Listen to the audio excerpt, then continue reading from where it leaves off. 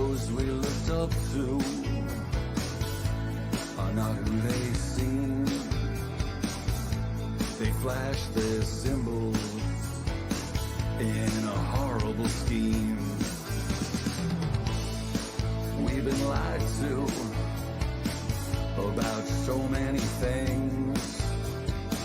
The television seeps poison as the mockingbird sings. We just want freedom. We just want freedom. We just want freedom now, now. We just want freedom now. Scripts of the movies show part of the plots. Under the surface lies plenty of rots. Many actors play a devious role. Made a deal with the devil, undermined control. The leaders are blackmailed. They sold us out. Eyes and souls as black as coal. Gain that clout. We just want freedom. We just want freedom. We just want freedom now, now. We just want freedom now. We just want freedom. We just want freedom. We just want freedom now, now. We just want freedom now. No longer slaves in this human race. Explore the stars and travel to space. The history we learned isn't even real. It's been rewritten as part of the deal. We've lived in a psyop, our DNA dumbed down. The world's been run by the cabal of clowns. They want us divided and uninformed. Our morality gone as part of the norm. We just want freedom. We just want freedom. We just want freedom now, now. We just want freedom now. We just want freedom. We just want freedom. We just want freedom now, now. We just want freedom now. So raise your mind and join the fight.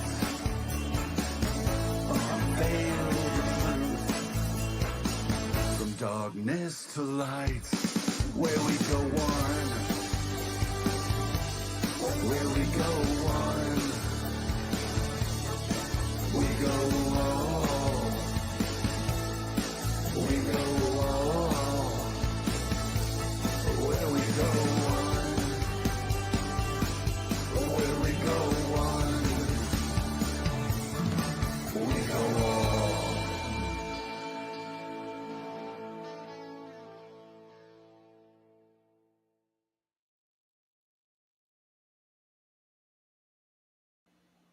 Hey, what's going on, everybody? It's Bruce Poppy here with Unpopular Viewpoint. Today is the 30th, the last day of November 2022. Again, I'm Bruce Poppy. Want to welcome all my friends and family and fellow patriots, and even you trolls, haters, and stalkers. If you guys hang around for a minute, you just might learn something. So I'm pretty excited tonight. I got a special guest coming on.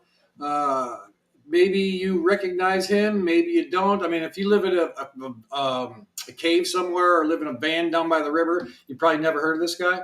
So we're going to bring him on right now. Welcome to Unpopular Viewpoint, Baby Trump, aka Chris Eryx, aka Baby Trump. It's Actually, Baby Trump, aka Chris Eryx. I mean, more right. people know me as Baby Trump. How you doing? I Boppy. I'm doing fantastic. How are you, sir? I miss you. I miss you in that. One of the pure joys that I took away from True Tour 2 was, meeting you and Natalie and just spending time with you guys and being in a convenience store in the stop and yelling out, I Boppy. We had a lot of fun. I mean, that's one of the greatest things about that whole experience for me was, again, is the same thing, meeting, some of the speakers and people that I have seen, on video or, on, webcast, podcast, like it, whatever you want to call them, and then seeing them in person and then also meeting and connecting with all the people, that we meet there. Cause, it's a little different here just sitting in front of a webcam, talking to myself. But when you get out there and you can actually hug on the people and, they tell you, hey, what you're sharing is having an impact. So I know you had those same experiences too. I saw many tears rolling down your cheek, talking to some of these people, right? Yeah, I mean, first and foremost, I heard of you, I knew who you are, but it was just an honor. And I told you this when I met you, to hear you and to hear, number one, how vulnerable you were, but how raw you were with emotion. And it was a blessing to even hear you every single time, just bring it, which was just pure raw emotion and that vulnerability that I believe men need to have. Sure. I think a true man needs to be vulnerable, and a true man, it's okay to cry. I know I was labeled the crybaby by some people, but I will cry because there was a day where I couldn't cry. There was a day when I was so cold that a tear would never even enter my tear duct, And I remember those days, and those are the days that I hurt people. Those are the days where I just really cared about nobody but myself. Right. And, it's so crazy that we're talking about this because today, I believe, or actually tomorrow, if you go on georgeonline.com, I'm featured in George Magazine. And it really tells a story, a little bit about me, that I was so blessed to talk about. But, it was my first time, Bruce, to really, get out and tell my story. Like nobody knew my story. They knew I was a former Chippendale. They knew what happened in, January 6th, that, I was dancing. But they never knew my true story. And, to look at me today and to see me, you would never think that about me, right? But, I wanted people to have my pain their gain.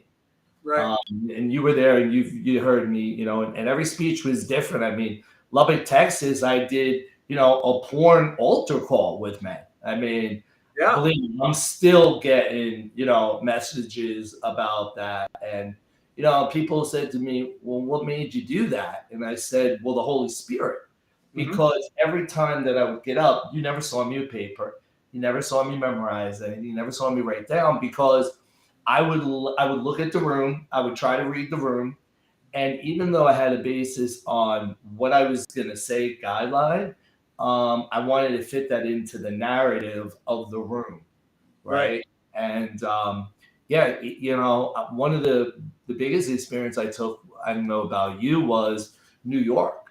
Me being back home in Brooklyn, 66 Jewish people, and I'm sitting there talking about Jesus Christ, the God, and repentance. I'm thinking I'm going to be thrown out the window, and it was so much the opposite. I mean, you remember? I mean, they couldn't buy enough merchandise, couldn't take enough pictures, they couldn't hug us enough, and they were bawling. They were bawling. Yeah. To me, Bruce, that was one of the most incredible experiences. And it really took away from me that there are people that are waking up. And that was really great to see that not everybody is asleep. Not everybody is turning a blind eye. And I know that society very well, that's where I modeled in New York. And to be in Brooklyn and to see that and that homecoming. And then we went to Jersey, and look, my family put, hey, Chris is going to be 10 minutes away, and not one person showed up from my family, That's because that's horrible. yeah, That you're so close to things have come to this sense. yeah, One of yeah, the things that you said initially about getting in touch with your emotion, about being a man and getting connected with that emotion. I was the same exact way. Natalie will tell you, my kids there, I was called the heartless one. I didn't care. I was all about, no emotion. I didn't care about anything. Didn't bleed red. But this, I didn't even bleed red. She said, they thought it was an alien or something. But anyway, through this process and me getting connected, this is awakening and getting connected to the creator, I've changed. I'm not the same person I was. I get misty and I can cry at a drop of a hat nowadays. And I feel compassion. I feel empathy for the people. But at the same time, maybe you could talk about being that man's man and still being connected with your emotion. How does that, play with yeah. what? Yeah, and I mean, my whole thing, is that I really target to the men because, when men see me, they look at me and they judge me. They judge me first, then women judge me. You saw that. You saw that every time we were there. And really, I mean, honestly, unless really people knew me, Natalie saw this and Derek and I talked about this. Unless people really knew me, my table, people would hardly buy any merchandise. The minute I spoke on stage, my table was flooded. And I was always the last one to leave, right, guys? I was always the last one because I think they really judge me. I mean, when you have military, manly, burly men, like when we were in, Arkansas, those men that came up to me, and before they came up to me, we were talking. And then after I did my discussion with them, they came up bawling. And that's what I want. And I want men to know that it's okay to show your emotions. It's okay to sit there and show that, you're hurt. Like when I talked about my mom and dad, nobody knew about that. Nobody knew that, my dad, and it's a bigger, longer story. But and I'm writing it, and hopefully it should be done. My book is coming out. Be bold, be weird, be you. Hopefully, we have 6 chapters done. So hopefully before Christmas. But in that book, I talk about getting that call from my dad, and and I'm just going to tell you because it's unbelievable, and I never had an opportunity to tell people the story. But how I found out that my father had 1 year to live and was terminal with cancer, metastatic resistant castrate prostate cancer, say that 5 times fast, was I called my dad. And I remember looking up, and I was involved in a MLM, and I had leadership, and I looked up, and it's about an hour to leave for leadership. And I looked up and said, I'm going to call my dad. And so I called, and my mom answered, and I said, hey, how's dad doing? And she goes, oh, he's doing okay. And my dad wasn't there at the time. And as soon as I talked to my mom, my dad came right through the door.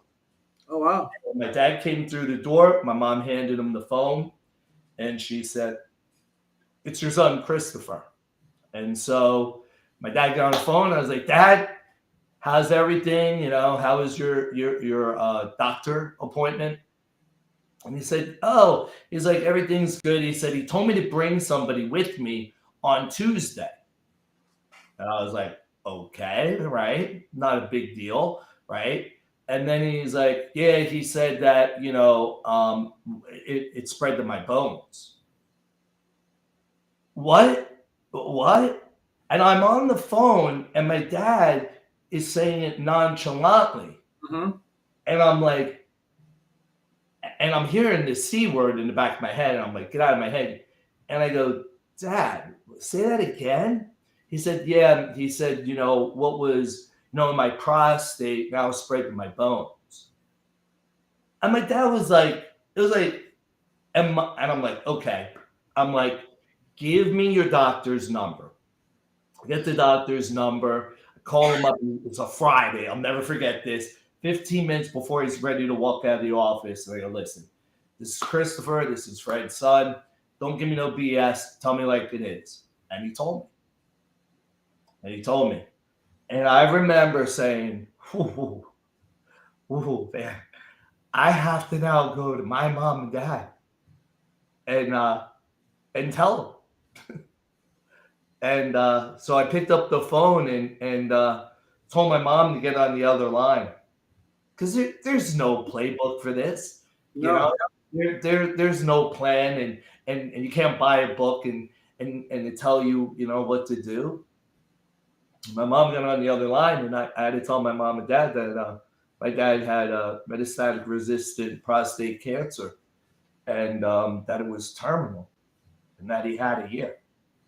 And I remember my mom and dad just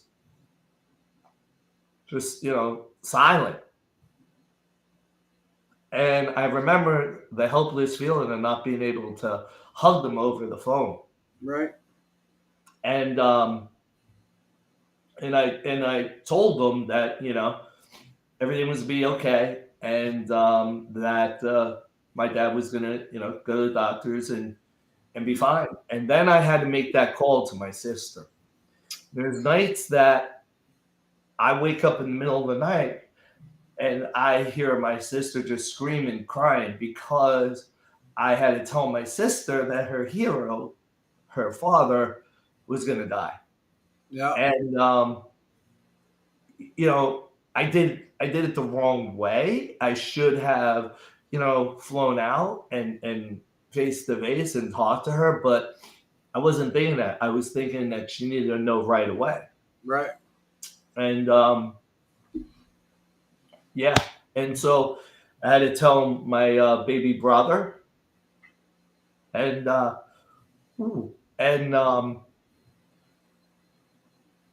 yeah, and I couldn't hug them. I couldn't console them. I couldn't be there for them. I just tell them I love them and that we'll get through it. And I just had to be a rock. But what happened is I became my father's spiritual leader. My dad believed in God and Jesus Christ, and he's Catholic and he went to church. He didn't know any better, but he would sneak all the time. He'd go to the bathroom and talk to me, and because my mom was so against God. Yeah, like he was like coming to church with me, and he's like, Chris, he's like, what do you think is going to happen to me? I said, Dad, this is what I can tell you. If you repent and you ask God, for forgiveness of everything that you have done, there's a very good chance that you can go to heaven. I'm not the gatekeeper. I'm not the one to judge, but that's what God's word says. And so I got that call from my sister that my dad, I better get up there because I don't know when I'm going to see my dad again. And all I wanted to do was a salvation prayer with him. That's all I wanted to do. That's all. I just wanted enough time to do that salvation prayer with him because I knew nobody else was going to do it. Because my other family was Roman Catholic, cult, the whole nine. So I knew I had to do it. And, here's the guy that beat me up. Here's the guy that told me I was going to be nothing. Here's the guy that told me, I'm nothing. But I just wanted to run to his bedside and just do that salvation prayer. And so I had the opportunity. I got there and I did the salvation prayer with him, and he had thrush, on his tongue, so he couldn't even speak. Right. I was so glad that he had it because it wasn't the words that were powerful. It was his body language. Right. It was his face. It was like he was speaking to me with his body language and face. And when I did the salvation prayer, I really talked about sin, big time, And so I did the salvation prayer with my dad. And I talk about that, obviously when I was on stage, and I didn't get into that. And then, I had to take care of my mom, and then took care of my mom. And then, I truly believe that my mother and father was, I call it the Notebook. And if you ever saw the movie The Notebook, although my mom was so tough and abrasive, she would, watch TV in another room, say my dad's a pain, say all this about my dad. But deep down, she had this profound love and adoration for him. And when he left and she was by herself, everything that was wrong with my mom inside of her, boom, came out of nowhere. She had 3 strokes in 3 months. She had bleeding on the brain. She ended up going in 6 months. I lost my mom and dad in 6 months. And I wasn't even grieving for my dad. And but I remember the one time, and I never got to tell this story, but I waited my whole entire life, and it took my mom to have cancer to hear the words, "All I want to do is spend time with you. I love you." And I heard that from my mom. And so, when it's this time of season and we're not around our loved ones, whether we're not around them because they've passed, there's memories that come back. You and I just talked about it. It's still painful. It doesn't matter how long it's been. When people say, "Oh, it's been 5 years, it's been 6 years," let me tell you something.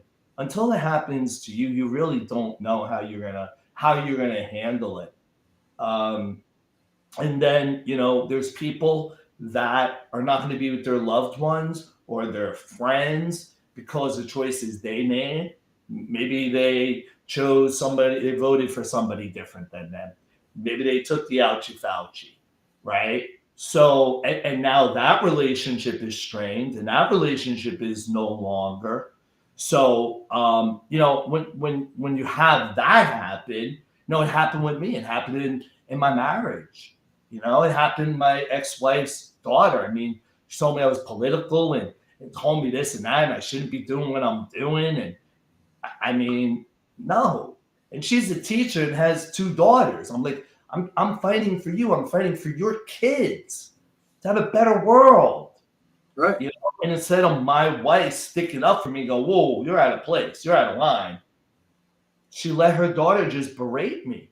Right. And I know that feeling. I know that feeling and be persecuted. I know that feeling, in New Jersey. My family was there. Chris is going to be 10 minutes away. Okay, great. How many people came and said hi to me? Right? Yep. So, and that's okay because I'm not feeling sorry for myself. I just can relate to the people that are feeling that way. I talked to an influencer today that everybody knows, everybody loves. This woman is incredible. And I felt in my heart when I was in Mexico last week, I felt in my heart that, she was hurting and she wasn't with her loved one this Thanksgiving, her son, and she hasn't talked to him in a year and a half. He blocked her. Wow. And he didn't block her because, she did something against him. He blocked her because she's doing God's work, his will, his way, using his words and doing something selfless. And, she said to me, she was bawling and she said, "I'm so glad you called me today. I'm just so glad." And sometimes, Bruce, people just need a phone call. Sometimes people need a smile. In Mexico, I'm so used to spending Thanksgiving with a big family, I don't do that anymore. So I'm like, you know what? We'll go to Mexico. Went to Mexico. And, here's what I can tell you. The people there, you walk by, somebody smile. "Hi, good morning, good afternoon." I don't know I know what it is. It's ego and it's edging God out. But if we just did that to one another, instead of beating one another up, I mean, I could relate to the people that have getting beat up and beat up and beat up. And sometimes you just get really, really tired and you're like, am I doing the right thing? And you almost second guess yourself. Like she was saying, she locked herself in the house for a week. I said, no, you get your ass up tomorrow morning and you get out and you do the work that you need to do, because that is the devil holding you back. And sometimes when we're doing what we're doing, Bruce, and the miles that you and Nat had drove, and let me tell you, people, this guy, I watched this man. You have a pacemaker, don't you? Yeah. He has a pacemaker. I watched this guy get dizzy, almost faint. I mean, I watched this man. He outworked everybody. Every time I turned around, right, Bruce, we were cleaning. It was always the same people, but it was always Bruce and Nat. Always. I mean, if something needed to be lifted, if something needed to be done, Bruce and Nat. I mean, if you had a Bruce and Nat in your family, in your life, God bless you guys. Because these people are so selfless. Not one time could I ever say, man, you know what? That was one time where Bruce and Natalie thought of themselves. I cried when I talked about you on Charlie Ward, because you don't meet people like that. You don't. And when you meet somebody like that, it's you cherish those moments, and you love that. I mean, I fell in love with you in that, because not who you are and how many followers and what your name, and no, because of your heart, because how you love on people, how you guys are vulnerable. That's what we need in this movement. I'm telling you right now. I mean, me and Warren Armin, we had the conversation. Chaz, they're just getting my own station on PPN. I'm so blessed to know them. But I said, he goes, Chris, what if you were to change something? I said, number one, I'd raise the bar. In other words, the ones that have the numbers and the followers and everything like that. No, it's not about that. You're for the people, about the people, we the people. Don't say it, show it. That's it. Show it. You be the first one there. You be the last one to lead. I mean, there isn't a handshake or a hug or an autograph I just, when you literally love people, which I didn't do, and I'm sure you didn't either. I mean, I remember walking around in New York with my head down and like blinders on, and I never smiled, because that was a sign of weakness if you smile. And so and then modeling, I mean, that's why people like smile. I'm like now it's easier, but through the years it was difficult, because modeling, you don't smile. Chippendales where you gotta have that smoldering look, like the duck lips before Zoolander. Yeah. And that's why when I do it, people are like, come on, man. I'm like, look, I was Zoolander before Zoolander, right? Yeah. But, now you can't smack that smile off my face. I mean, I was walking in Mexico. I want to paint this picture. On the bottom of the ocean. Yes. They have this incredible experience where you put a helmet on and you have air. So you breathe in a helmet, right? And you have 30 minutes worth. And you sink all the way down. Nice. And you're with the fish, and you're with the stingrays and the turtles, and for 30 minutes. Man, I was nervous the first 30 seconds because I didn't know what to expect. Sure. But then all of a sudden, Bruce, I lit up like a Christmas tree, and you could not smack that smile off my face. Right. And here I am in the bottom depths of the ocean, just like. Where in Mexico did you go? Xcaret.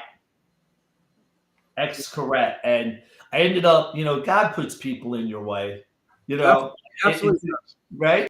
He does. And when he wants somebody for you to meet, he's going to put him in your way, right? And I met the owner of Xcaret, the whole entire resort. And I met his family, and I met his father. And, if you know the Mexico heritage, they are very leery of Americans. Yep. Right? Because of the way that they're treated. And here's this guy, this billionaire, taking me and introducing me to his family. I'm part of his, and this is on Thanksgiving. This is Thanksgiving Day. So now I'm hanging out with him for the last Thanksgiving and the next Thursday, Friday, and Saturday. I'm with him. I'm at his private club with him. I'm with his family, and he wants me to bring my Reckoning Fest there. And it's unbelievable when God wants you to affect someone. He just literally puts them right in your way. It says, "Do my work, my will, my way, using my That's word." that's what's been the huge, key in our service. I appreciate all your kind words, but I mean, I'm just, I never had an opportunity because I got married when I was 16. My wife was 17, so I had never had an opportunity to do any, service for the military, serve my country in that sense. My dad was an Air Force veteran. My son served, but it's skipped me because I got married so young. So now I believe I've enlisted as a digital soldier. So this is my time to serve, right? And so the blessings that come over me once you take your eyes off of yourself. I've made that mental decision a little more than a year ago. I'm going to serve others rather than serve myself. The blessings that come on you. I mean, when the Bible talks about being pressed down, shaken together, overflowing, that's Right. that's not a joke. That's real shit. Yep. Uh, and so when you take focus off yourself and put on other people, and you had mentioned talking about the people who are your ex-wife and your daughter, they don't realize that we're fighting for them too. We sometimes want to make poke fun at the people who are wearing the face diapers in the car by themselves and all this other stuff. But those I'm fighting just as hard for those people as I am my own grandkids. But So yeah, and let's take that. Let's talk about that. I was in the beginning. I was angry at those people.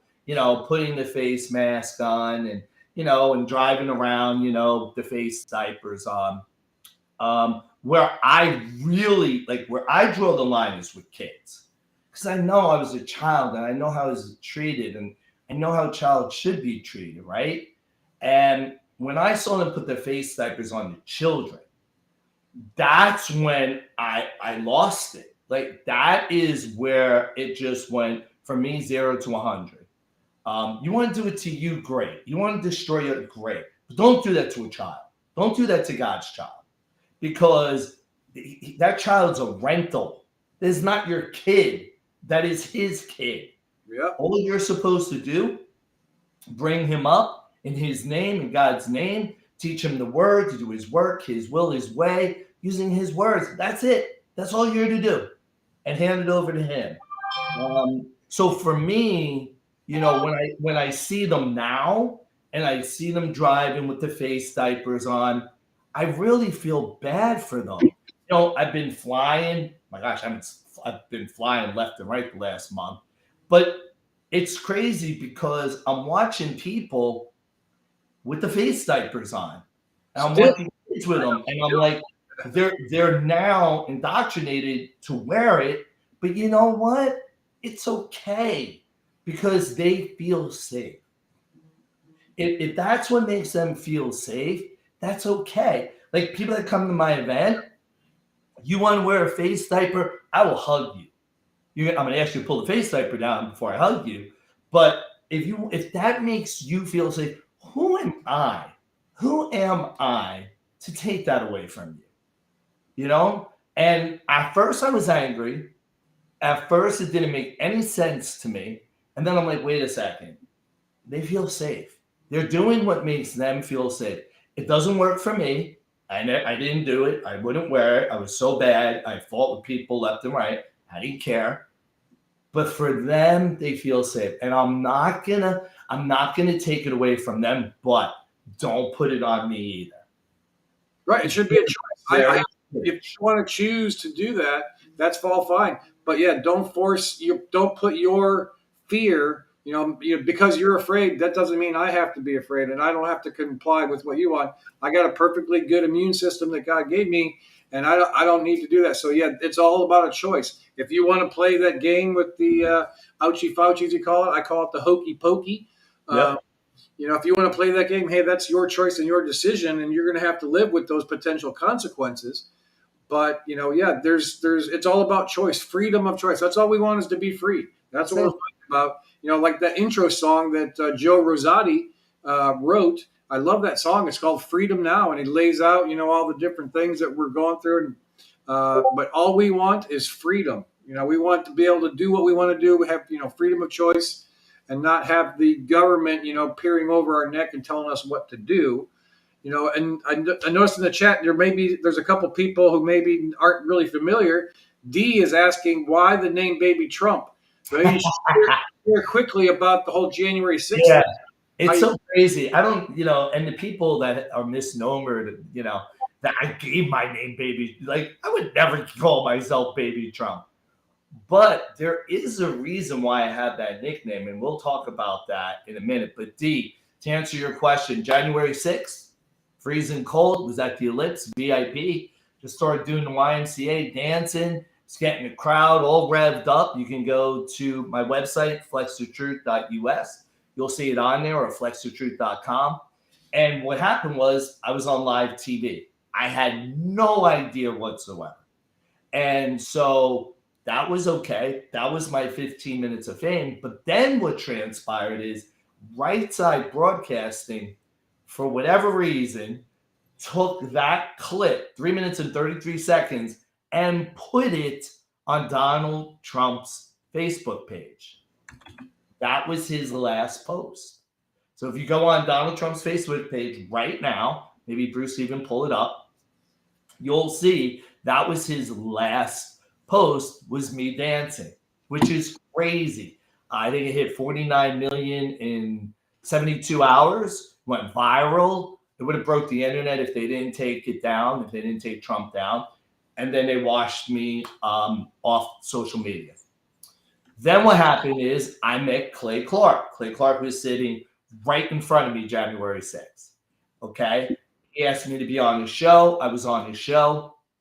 3 weeks later, I was doing an private event in Pittsburgh at a restaurant, talking about 9/11, as a matter of fact, and who's alive, who's dead. And literally, I was there for 6 hours. I only was supposed to be there for 3. My phone rang. It's Clay Clark inviting me to the first ever Patriot event, which everybody knows now, and that was in Tulsa, Oklahoma. When I walked in to meet Clay and everybody else, his employer was like, "Hey, there's Baby Trump." And I was like, Where? Where is he? And he was like, "You." So Clay was showing the video of me dancing, and his employees nicknamed me Baby Trump. Now, where the Trump I get, because it was on Trump's Facebook page, I get that. The baby part is very, very, very important. And it really didn't dawn on me until about a month ago, when I was sitting there and I'm like, so when I dance, Bruce and Natalie and everybody else, when I first danced, people don't know this, I was the baby of the group. I was 18 years old, and I was amongst men.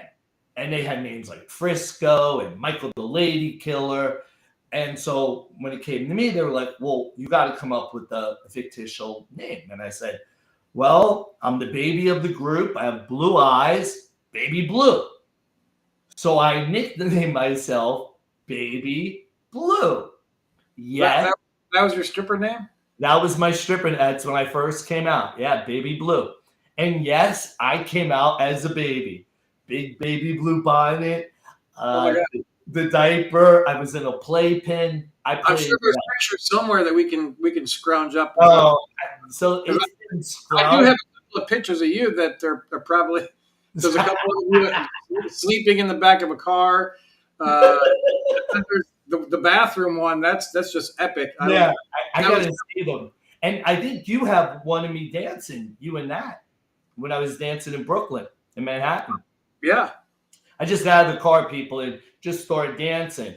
Actually, my heart was hurting driving through New York, seeing the destruction and what they did to, my city. And my heart was hurt. And I was like, you know what? No, I can't be upset. And I just got out and I just Right in the middle of traffic, we're in a traffic light. He jumps out of the car in front of us, and he just starts doing this old dance thing, and we couldn't lost it. Now he started snapping pictures. It's pretty funny. Hey, it would make you smile, I'll do it, you know. But so what's crazy is that in that career was Baby Blue, and now, how many years later, right? Baby Trump. Why baby?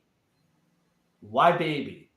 What is the correlation to baby? You know what it is? Children. I truly believe that. And it says in the Bible, you should be childlike, right? And I believe that is who I am. I'm very childlike. Yeah, I could be serious, and when it's business, but you should be a child at heart. And I love children. I love that. I love the innocence. I love the imagination of a child. You know, as adults, we're so caught up in the rat race, paying our bills, going to work, or with your career, building your career, right? Taking care of your family, right? Where is the time for the imagination?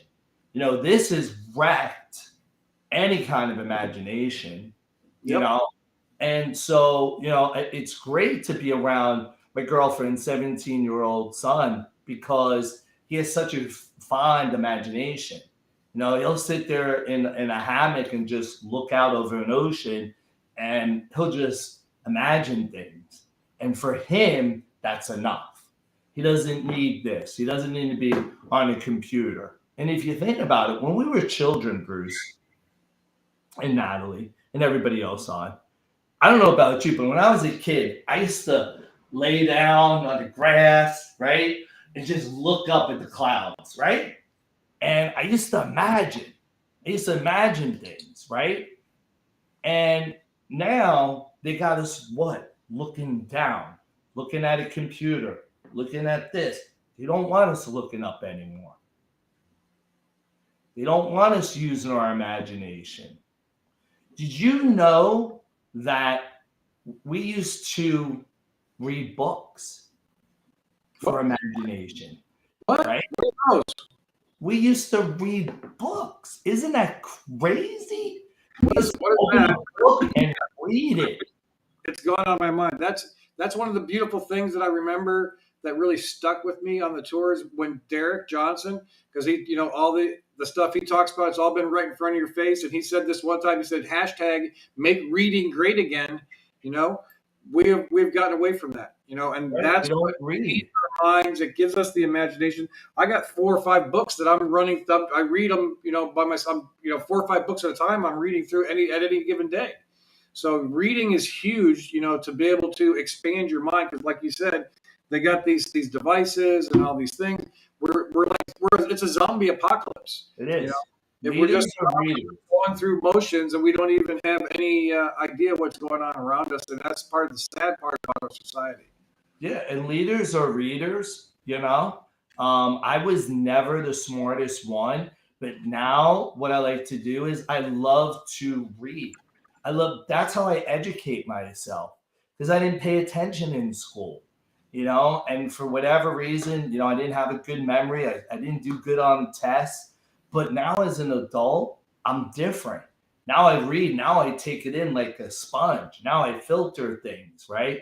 And now when I read, I now say, okay, I understand what I'm reading now. Oh, I love it. Oh, Baby Trump. Do. Thank you. Love you two guys for it. Thank you so much. Yeah. And you know what, Bruce and I, what we get to do when we're talking, you guys get to bless us. We don't bless you when we're speaking. You guys actually bless us, because if we're not on our A game, if we don't know what we're thinking or what we're going to talk about, guess what? Then we're not going to be able to pour into you, right? And I love reading, because the more that I read, the more I can share. And Right. Sharing is caring, right? But the Bible says, out of the abundance of the heart, the mouth speaks. Yes, right. And you share stories, and in my Reckoning Fest, in the Winter Reckoning Fest, the reason I'm doing this in only 3 weeks, I mean, literally, I mean, I thought God worked wonders the last time. Him and I, we put this event together in less than 2 days. The whole thing. And this event is to celebrate you. It's not to celebrate us. It's not to celebrate the influences. This is for the people. And when I say for the people, we the people, by the people, people know when they come to my event, that's what it's about, because we want to raise you up. I'm not going to have the influencers in a green room. They're going to be out and about with the crowd. I have a catwalk going into the VIP tables, because I want to show a little of my modeling days, right?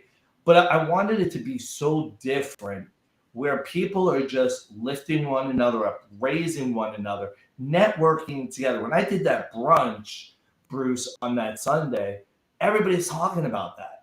Like, they talked about the event, but that brunch was the biggest thing, because they met one another. I've got people that are coming from that event that followed us on the Troop Tour and that are coming to this event and bringing other people. And I love that.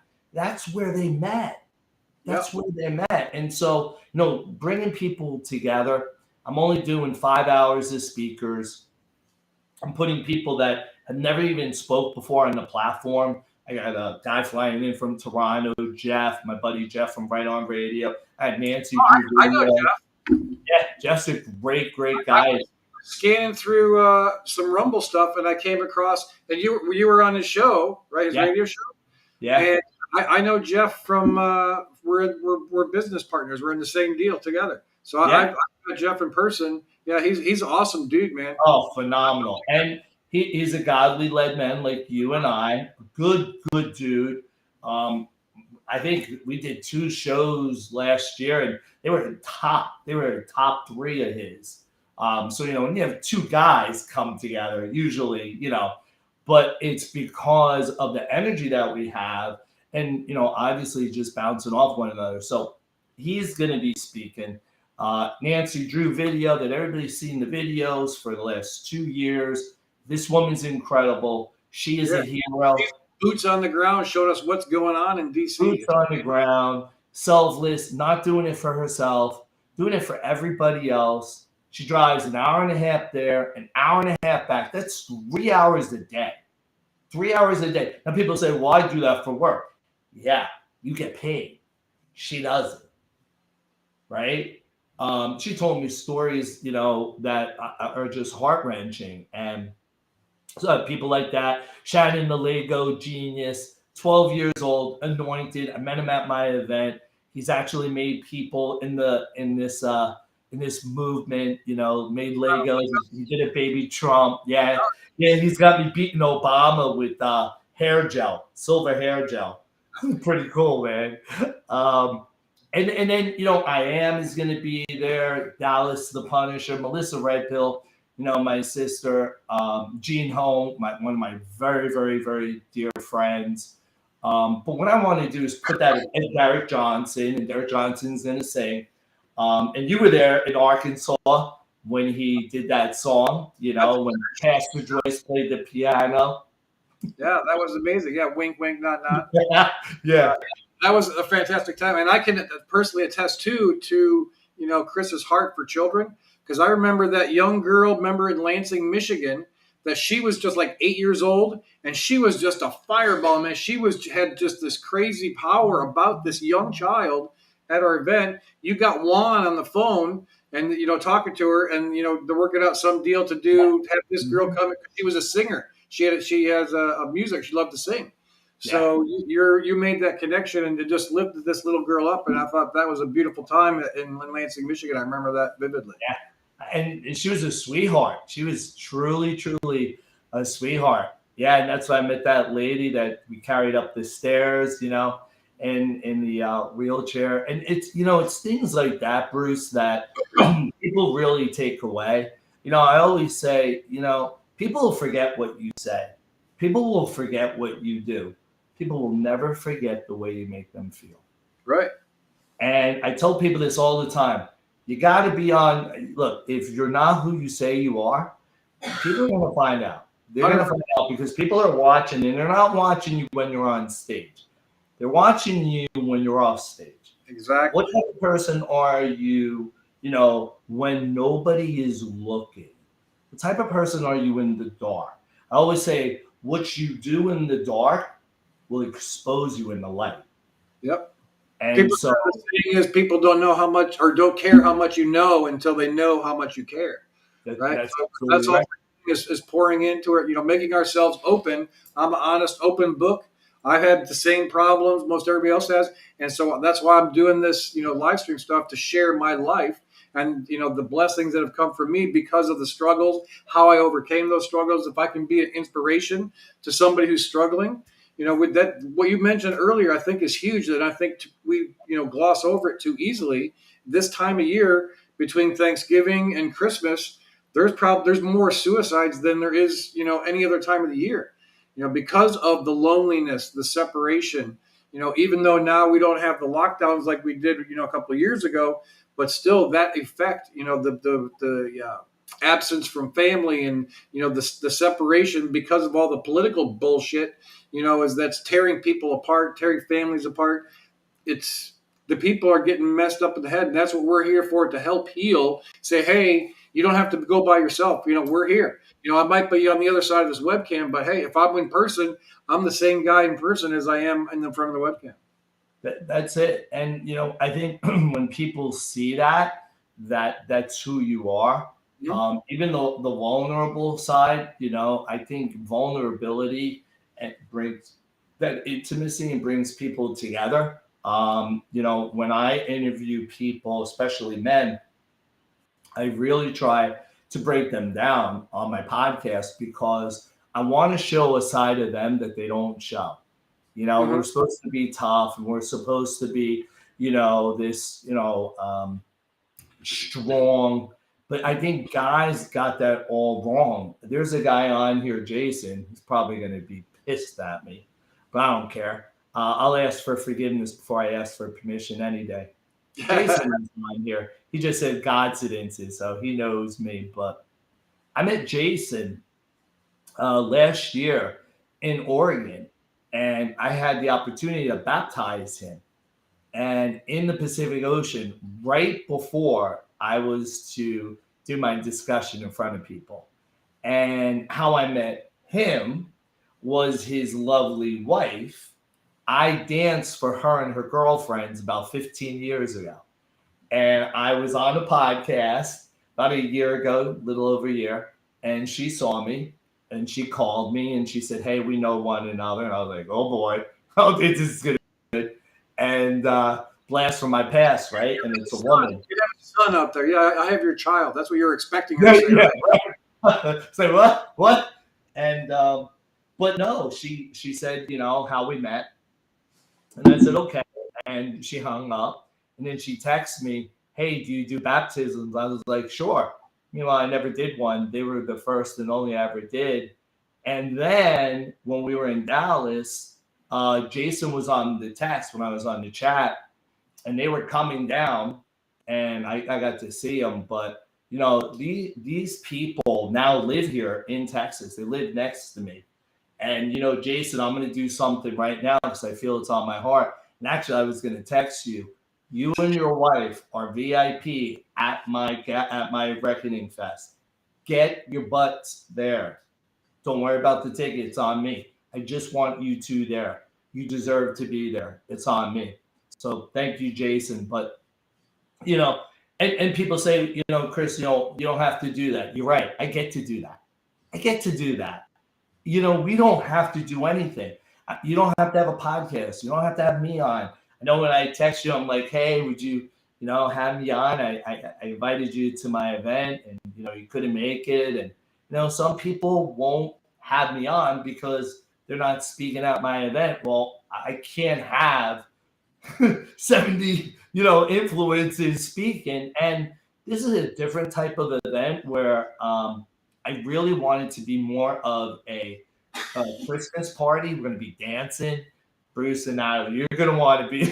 I would love to just, time the scheduling. I would love to go. And that's why, I wanted to have you on because I wanted to help out in some way to, have you on, promote so people can go. and we'll even just go ahead and share it right now with the website. Oh, that's the wrong one. But no, yeah, Reckoning Fest. You go to reckoningfest.com. I'm glad it wasn't a porn site or something. No, just kidding. Yeah, thank I God. was planning to play a little music at the end to try to get Chris to dance. Okay. But yeah, this is the website you can go to if you want to, information about the event. And this is it's not going to be streamed, right? It's just an in-person deal. Correct. I mean, I'm talking at the end about streaming it. I just want to see how many people come first before I ship live. Then I need to stream. And talk more about that. But you can go there. The list. Anybody who buys the ticket, right? You get one of the Magador jackets. I got the Magador print up here behind me. We were driving home, from our trip. We were listening to Juan was on somebody's show. I can't remember who, and he was talking about the Nino's Cremo. With Nino, he's always having to talk. That's the funny part when Juan and Nino go back and forth. Juan's always having to talk Nino off the ledge. He's always that guy, heart on his sleeve type of guy. He's worried what's going to happen and what's this, and he's always this hand wringer. So they came up with this Nino's Cremo. This cream for all the hand wringers out there are worrying and wondering what's going on and what's going to happen. Right. So we ordered some. I got the print. And then funny story, I just got the letter yesterday from Jennifer Mack, because that's, Juan's fiance, who put this stuff together, that there was the manufacturer forked up something. And so they're going to be like another 3 weeks or a month. They're not even sure on the timeline when they're going to get more of this Nino's Cremo, because they didn't order enough or something happened. So they gave us an opportunity. I could get a refund, or I could wait for the cream, or I could, instead of getting that, I can get a bomber jacket. So I just put in the mailbox today the letter. So if Juan or Jennifer is listening, yeah, I'm getting the bomber jacket, because I think that's cool as that jacket. I saw what he was on with Jaco the other day, and I saw it. He had it on a little mannequin type thing. It looked cool as hell. So yeah, Winter Reckoning Fest Gala. It's going to be Saturday, December 10th, in Frisco, Texas, which is, I guess, outside of Dallas. 15 minutes to the airport. Yeah. So the speakers, you're going to have speakers, music, food, keynote. Juan's going to be there speaking. We got, like you said, Derek Johnson, Nancy Drew, all those people here. Gene Ho. If people aren't familiar with Gene Ho, yeah, he's, we mentioned George Magazine coming out the next month issue that Chris is going to be featured in. Gene Ho is the new editor-in-chief of the George Magazine, which was JFK Jr.'s, brainchild back in the day. So they're bringing all that back, and hopefully they're going to bring somebody else back with that at some point. We're hoping. Who knows what's going to happen? But yeah, so all the people are here, special music and guests. But yeah, it's going to be looks like a good time. I wish I could go, so that's why I'm having Chris on here to talk about it and promote out. So if anybody wants to go to reckoningfest.com.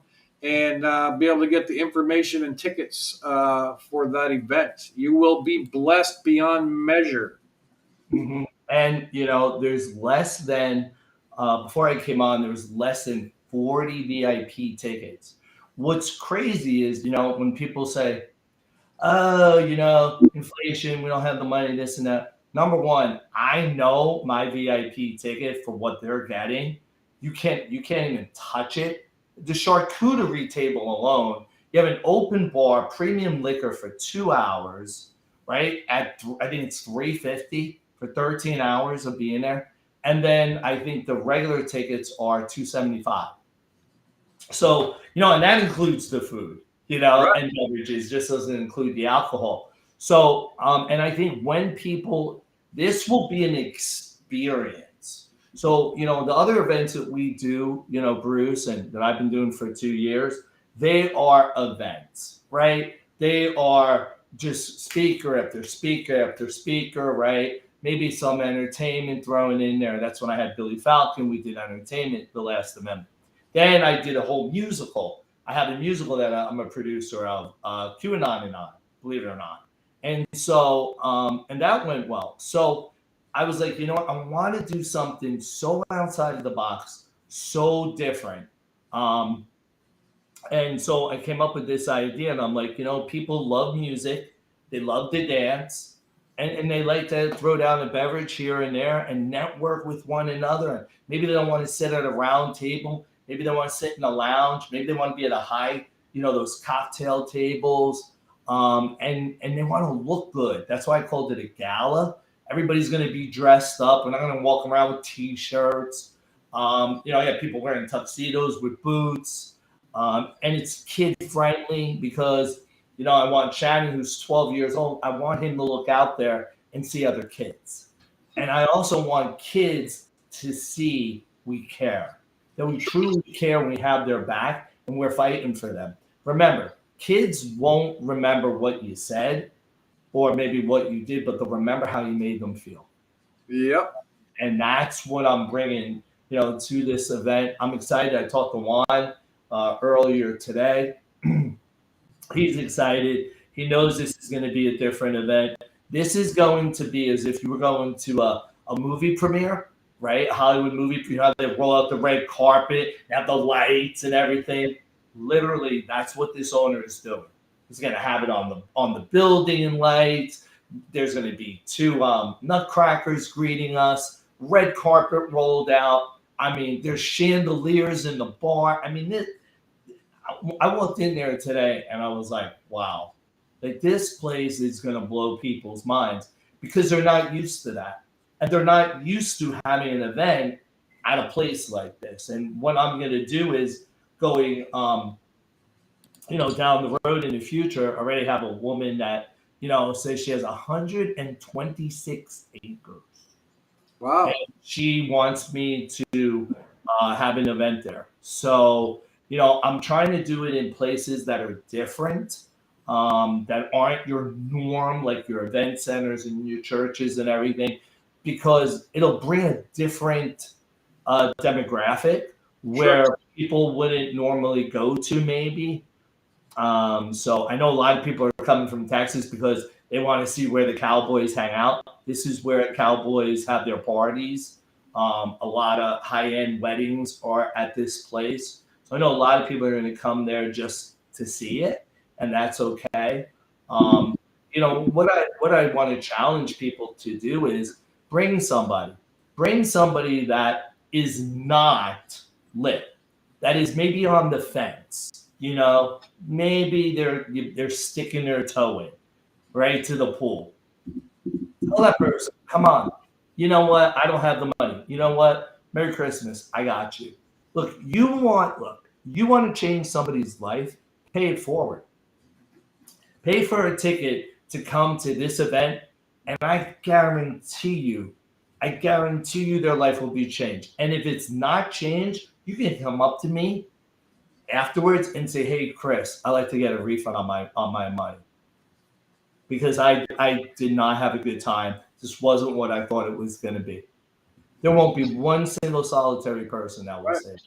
It was funny. Karen in the chat, Karen Hutchinson, she lives down here. She goes, how cool. I wish I was in Texas. I'm in Florida, so I get Poppy. So I'm not such a bad consolation prize. That's 1A, 1B. So yeah, thank you, Karen, for the. That's so sweet. That's so sweet. So I'm super excited. I wish I could go. Just timing wasn't being off away from home for so long, and got to get things done here.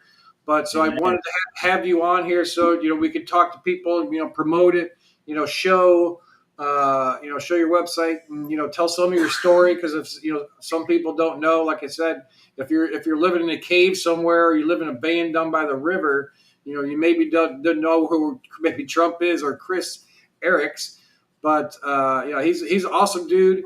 He's got a fantastic heart. He loves God. He's pushing out there, trying to minister to people all the time. And so that, I'm glad I met him, and we got to know each other. I'm glad, I got to spend about 15, 20 minutes walking in Chris's shoes, literally. Because when we left, he had left he had these pink loafers. if anybody knows Chris, he's all about his shoes, right? And he talked about how helpful I was on the tour, lifting and stuff. Most of my time was spent carrying his freaking suitcases because he had like 6 or 8 bags. I don't know how many it was. Half of the trailer was filled up with Chris's luggage. So because it was mostly his shoes and his hair care products. So his shoes, he's got these spiky shoes. But anyway, he left his pink loafers in the trunk of the rent-a-car, and when we were done cleaning it out, I was like, oh. And so I had to ship his box of shirts. So I put the shoes on, and I was wearing them. They're comfortable as F. I love those shoes. Right. A little big on me, but yeah, I like those shoes. What size are you? I'm like 10. I'm a wide foot, so size-wise, if they're wide, I can get away with a 9.5. But 10, 10.5, because I got like those snowshoe type things. I'm like Bigfoot, wide stuff. But yeah, no, I loved them. They were fantastic. I wore them for like 15 minutes. So I have walked in Chris's shoes, so I know the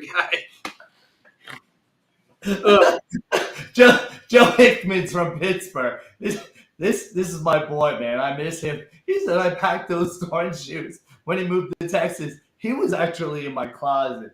He can tell you a lot of stories. Oh, I bet. Yeah, we'll find out. When Joe and Chris come out of the closet, we can hear all those stories. Flintstone V. Look, hey, they say the best dancers have flat, wide feet. That's me.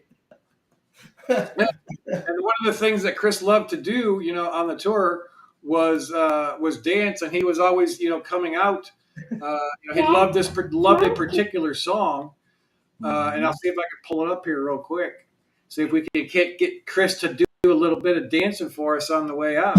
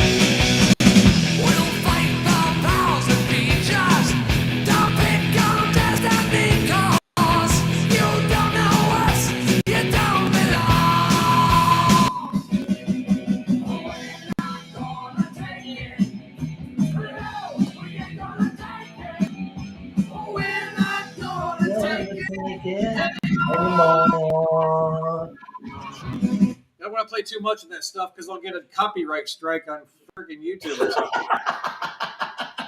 Those asshats. And I'm trolling D. Snyder with that song because he's so against us. And that's why I did it. I was talking to my buddy, Gutter Nelson, and I'm like, I can't wait till he sees it. Can't wait till he sees it. I'm going to send it to him, make sure he gets it. I want him to know that I was dancing to his song. And then in Lubbock, I stripped. Hey, he did the shawl. So that was fun. And I remember you were talking about Jason and his wife, and that way the synchronicities, that happened with the Oregon thing, and then they were at the Lubbock thing, right? So how they the Lubbock thing, and Jason came up to me and said, why did you talk about that porn thing? And he said, that really hit home with me. And that's what I want. That's because if I didn't get to choose that topic and the Holy Spirit didn't talk to me through that, all I have to do is talk to one person, right, Bruce? Like everybody wants to, talk to the mass. And one person. If you affect one person in that crowd, that's all that matters. That's all that matters. And what we need to understand too is nobody is perfect. And we're all, I love music as myself, and I say it all the time, like the Prince song, Dearly Beloved, we're gathered here together today to get through this thing called life. That's what we're trying to do. We're all learning from each other. If we can just be a little bit better tomorrow than we were today, we're winning, man. Just do something better tomorrow than you did today. Today is the first day of the rest of your life, right? It doesn't matter what happened in the past, right? As long as you get your relationships right, today is the first day of the rest of your life. You can change and you can become whoever you want and accomplish whatever you want in your life starting right now. Yeah, And I mean, look, the difference between us and a tree, when you look outside, that tree will be a tree tomorrow. When you look out the window next week, that tree will be a tree.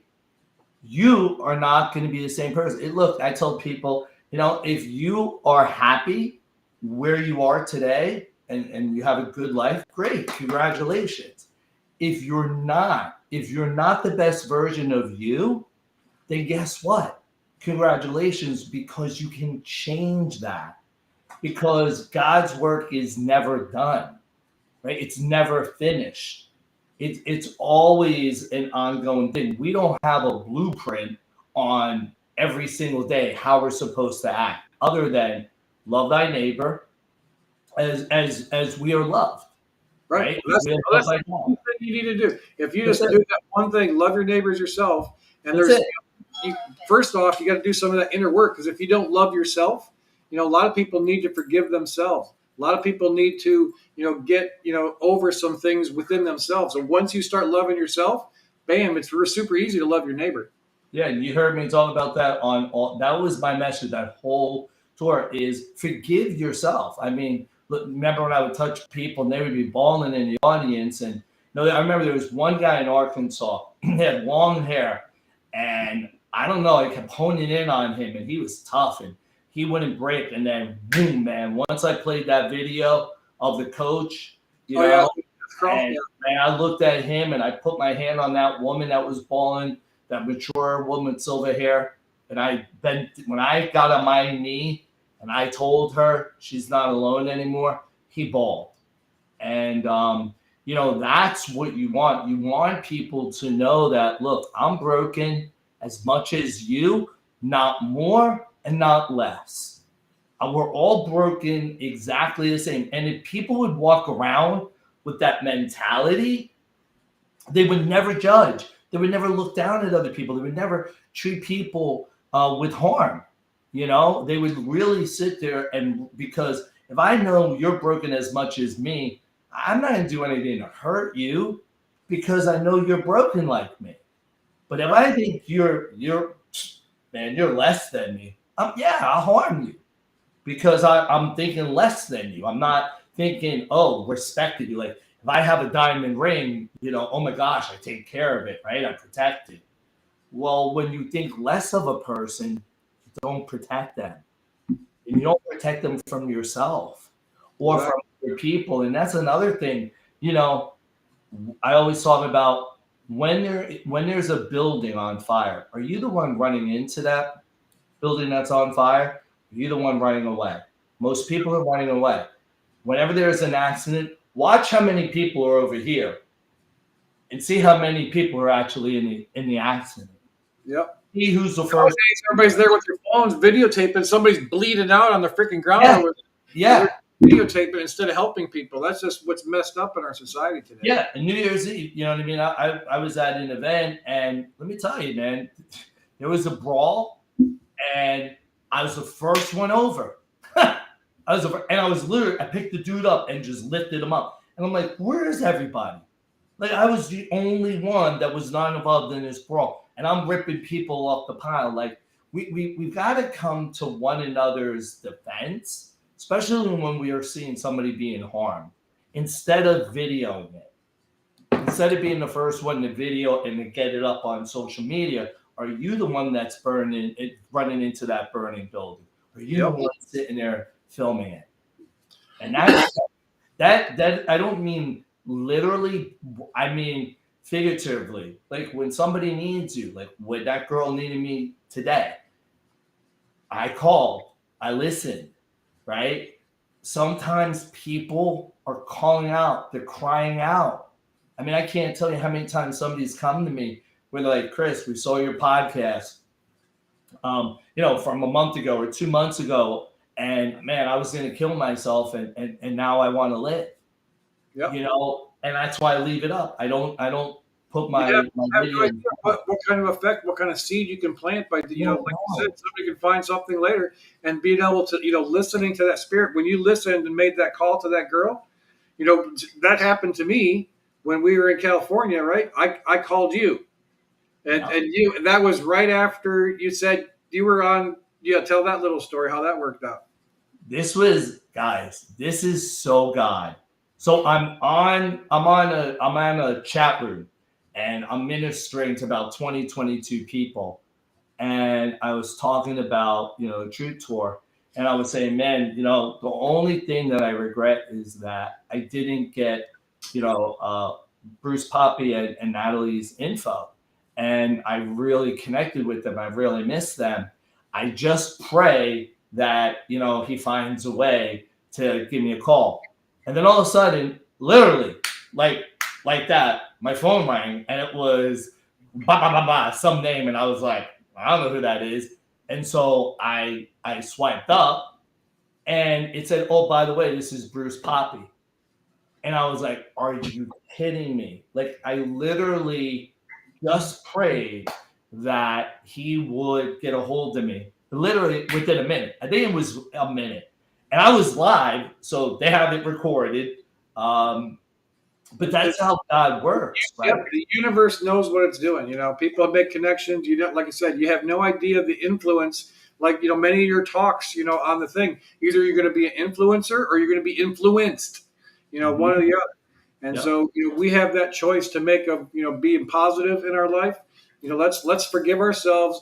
Let's get over ourselves, and let's get to the business of building people up and bringing some unity, because that's what's going to help change this dynamic in our current situation in here in our country and globally. Is some unity. We're all this backbiting and fighting, and this guy's that and this guy's the other, and he don't know nothing, whatever, blah blah blah. All that's bullshit. It doesn't matter. We need to come together and unite, and let's beat these satanic Luciferian asshats that are trying to turn us into robots, this AI transhumanism stuff, right? And we want to be connected to Creator. We don't want what they want to have for us. Like Klaus Schwab says, you're going to own nothing and be happy. They're pushing us into complete and total slavery. And no, we want our freedom. And just like my intro song said, we want our freedom. We want freedom now. And that's what we're doing out here. Every single day we're fighting. Chris is doing the events. I'm doing the live stream. We're doing more Truth Tour stuff. So that's what we're doing, is trying to garner some unity amongst the people, and let's fight the right enemy instead of fighting each other. That's one of the things that I say a lot, and it's unfortunate. It's true that we call them whatever label you want to put on it, Republicans, conservatives, GOP, whatever. That we're really good at this circle firing squad.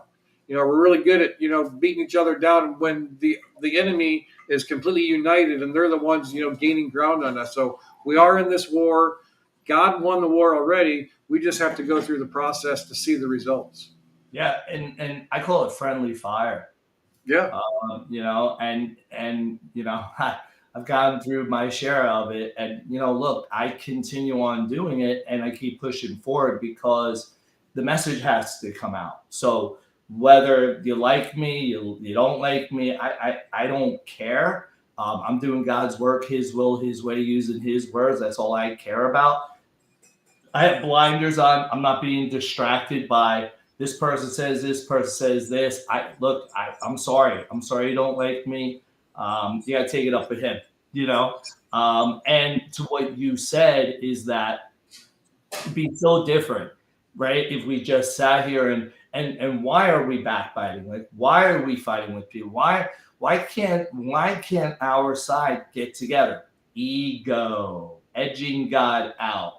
I believe if everybody had God, not Christian in name only, I mean God. If they had God in their life, God in their heart, their soul, they would not treat the people that they treat. I truly believe that, because that's not how Jesus Christ wants us to be. And look, we err and we mess up and people screw up, but you know what? That's when you give grace and mercy. And if you say, well, that person doesn't deserve it, well, you didn't deserve it. You never deserved it. And God gave His only begotten Son to you. What did you do to deserve it? Nothing. So how dare you judge that somebody else doesn't deserve your mercy and grace? That I've really learned in the last 2 years, is that mercy and grace and that resentment and to let go and just be like, you know what? He gave me mercy and grace. He forgave me, and I was a wretch. And what I did, my gosh, I gotta have mercy and grace for every single human being because he gave his only son. And that's my mentality. And there's people that like that. There's people that don't. There's people that attack the Christ in me, which I love because I don't take it personally anymore. It's just like, you know what? You're not attacking me personally. You're just attacking the Christ that you see working in me. And yeah, and I wish we did. I wish we really could just sit there and just say, you know what? I screwed up. I'm sorry. Okay, cool. Like, cool. All right, no problem. Let's move on. But Yep. we have this resentment and we have this judging where we just look down at the person and be like, no, you're no good to me. You're of no use. Let me tell you something. To fight evil, you need everybody. You don't need anybody on the sidelines. It's all in. All in. And it takes everybody. It doesn't just take, well, this person knows this and this person. No, it takes people that don't even know facts. It takes people all types. Because, Bruce, you might relate to somebody, I might not. Well, that's exactly it. You talk to them, you related with them, right? Yep. I got blessed to meet a couple of pretty influential influencers, and they're the ones who encouraged me to start my channel.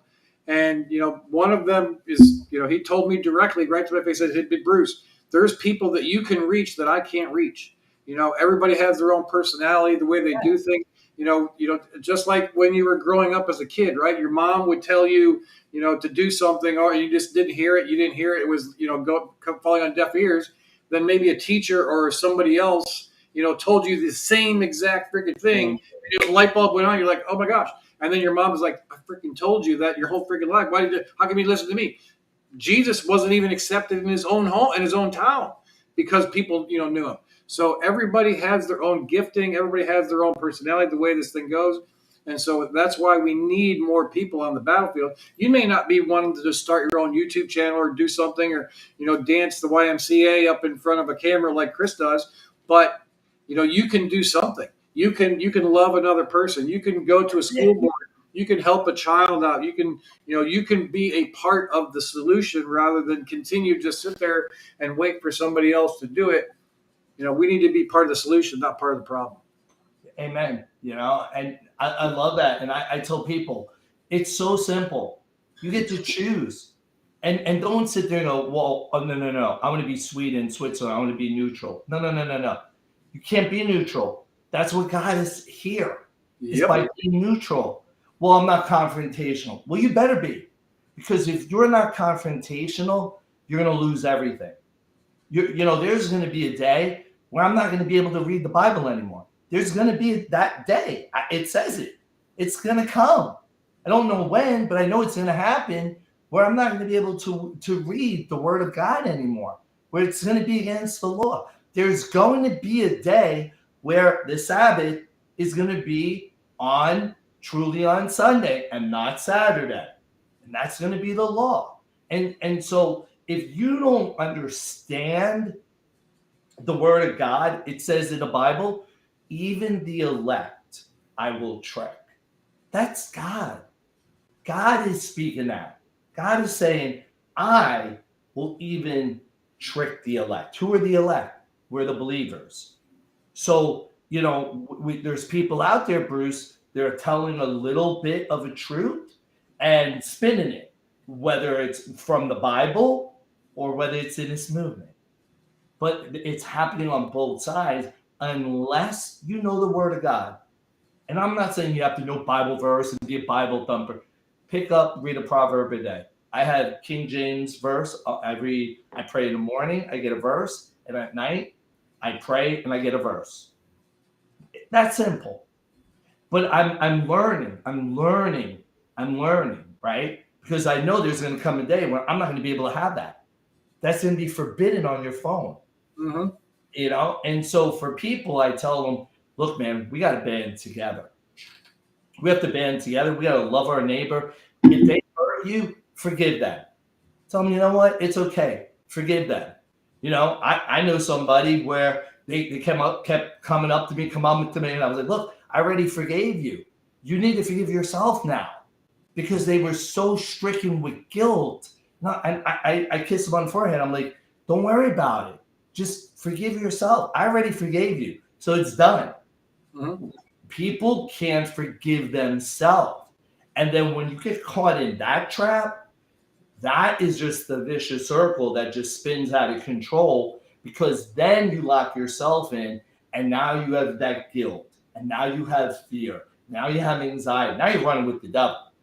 Now it's just a sprint with the devil. You cannot allow yourself to have guilt. The reason I'm speaking about this is a time of season. This is where people really reflect. We're coming up to the holiday season, and then what happens on December 31st? I'm going to be a brand new person. I'm going to lose weight. I'm going to exercise. I'm going to change my life. Yeah. And they reflect on what the year prior. But to what you said, Bruce, imagine if they said, you know what? All right, last year was good, but you know what? What if I was maybe 0.5% better each day? Just 0.5%. If every day that I just try to pay it forward, whether a smile or a phone call or pay for somebody's coffee or tea or whatever, if you just did that each and every day, by the end of the year, there's what, 365 days a year? So, I mean, you would, what's that, 100 and my math sucks. Was that 180, right? 186, somewhere around there, right? Could you imagine being 186% better of a human being? Could you imagine that for 0.5% a day? Like I said, today is the first day of the rest of your life. It doesn't matter what happened in the past. We can be just a little bit better tomorrow. And then by the end of the year, like you said, there's going to be a huge difference. So if everybody did that, the world would be a better place. Yeah, and I'll leave you with this. Most people are not the best versions of them, because when they go through the breakdown, they stop. They stop. Too tough. It's too hard. My video, that's what my video is about. You know, I can't, coach. I can't go on. No, I can't. I can't do it. Meanwhile, he's in the end zone. Yep. Right? And my point is, once you get through that breakdown, you have to break through. The reason why people have a lot of breakthroughs is they hit that breakdown and they fall apart. I'm out. They wave the white flag. No, the storm is temporary. Yep. You're either going into a storm, you're in the storm, or you're coming out of the storm. But the storm is always temporary. And I tell people that because what we're going through this season, you know, I know there's a lot of heartache. I know there's a lot. I mean, my phone's been ringing off the hood. The texts I'm getting, the stories I'm getting, the testimonials. I have never seen so many single people coming by themselves. I got a woman coming from Alaska, woman coming from Jersey. You know what I mean? Like, they're coming by themselves. Why are they coming by themselves? Right? So, because they're the ones that need something like this. So, if it's not for you, great. Don't disparage somebody else, because they need it. They need this. I truly believe that, Bruce and I. Like, there are people that really need this event in their life, because they just need to know that they are loved. They are loved by strangers. They are loved by people that they've never met. But what are we going to do? We're going to group hug. You know, we're going to wrap our arms around them. They're going to meet other people, like-minded but like-hearted. And they're going to have relationships that last a lifetime. And they'll never be alone. They'll never be alone. And, you know, I'm just a puppet on God's strings. You know, he tells me, hey, this is what I want you to do. I go do it. And the rest, you know, I leave in his hands. But absolutely. So yeah, thank you so much. reckoningfest.com for info and tickets on that. Chris's website, flexthetruth.us or .com, is either one will work. Yep. Either one. And then he's also, I'll have his Telegram channel will be in the description of the videos on all the different platforms. But yeah, appreciate Chris coming on here. And, the seems like the theme tonight is, over this holiday season, is find somebody and just love on them. That's all. People are looking for that reason. People are lonely. So, make that phone call to that person you haven't heard from a while, or, send a text message or email, or better yet, get in the car and go over in the house and rap on the door and say, hey, how's it going? Let's go have a cup of coffee. Let's go get, some ice cream or something, I know, Chris, he likes that peanut butter chocolate ice cream, and I'm not even sure I want to be friends with him because I'm a cookie dough guy, but we can still be friends and like different shit. That's the main thing what I'm talking about. That's it. Absolutely. And, Bruce, in closing, that's what people need to do. You heard me talk about it when I was on tour. Get out, pick up that phone, and call people. Tell them two things. I love you and I miss you. And hang up. Don't rehash what happened. All you gotta say is, I love you and I miss you. Click. That will start something in someone. Yep. That a person, if and how do I know that? How do I know that? You know why? A year ago, my brother did that. Over a year and a half ago. And now I like your friend Jason even better because he's cookie dough for the win. Cookie dough all the way. Forget it. There goes your ticket. I'm charging you double. Look at Joe Hickman. He likes watermelon margarita. Joe, we had a lot to drink watermelon margaritas. Yeah. Oh, watermelon margaritas. Him and I would drink watermelon margaritas. Joe. I had a theater room in my basement. Him and I would watch movies and drink watermelon margaritas like no tomorrow. But, what I wanted to say was, now I lost my train of thought. What were we talking about? We're talking about how good cookie dough ice cream is and how. No, we weren't talking about that. No, we weren't talking. Nah. No, we were talking about calling people up, loving it. Yeah, I love you, I miss you. Oh, yeah, about a year and a half ago. I didn't talk to my brother for 7 months, and I was live. I was doing a podcast, and I got a text, and my brother said it was from my brother, and it said, I miss talking to my big brother. I was like, whoa, man, that hit me. Sure. Hit me. And then the next text was, I love you. I think Joe, were you on that? I started crying. And I picked up the phone and I called him. See, because it didn't matter. It didn't matter what happened. It was my brother reached out. Now, do you know why my brother reached out? Because he found God. There you go. He found God. And the minute he found God, he picked up that phone. I'm sorry. He did. He picked up the phone. He texted me. Even a text. Even if you don't want to call him and you text him. Look what that did with me and my brother. Look what that did. A simple, I miss talking to you. I love you.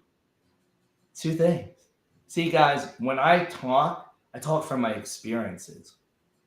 I don't just reach in and just pull stuff out of my hiney hoe. I talk about things because I went through it. And I know that feeling to hear, I miss you. I know what it did. I know what it stirred up in me. And I love you, And so that's why I told people to do it, because there's going to be a time when you're not going to be able to do that. And, I had to write a letter both to my mother and father in a group session in Landmarks for 3 days here in Texas. And I had to tell everybody at the end that they're not alive, that they're dead. And their faces were, they literally were like zombified. They were caught like a deer caught in headlights. And I said, get out there right now, pick up that phone, and you call. You call your mother, you call your father, you call your brother. You call them and you tell them. And there was a guy from Mexico. He hadn't seen his dad in 10 years. Wow. 10 years. He has a son, so that'd be his grandson. He never saw him. He ran out. He called his dad. came back in. He hugged me, cried. He said, "I'm spending Christmas with my dad." Cool. And that's what happened. And that's why I'm having this event. So thank you so much. I'm gracefully going to bow out because I know you need to go cuddle time with Nat. Tell Natalie I said hello. Thank you so much. I love you guys, and I love everything that you guys are about. Yeah. No, I appreciate Chris. Yeah, check him out. He's awesome. All of his contact information, the Telegram, his website, and then my stuff scrolling on the bottom there. We will see you next time around. And I always close out. Remember, I tell people always, love overcomes fear. So you guys make it a great day. We'll see you next time around. Thanks, Chris. We'll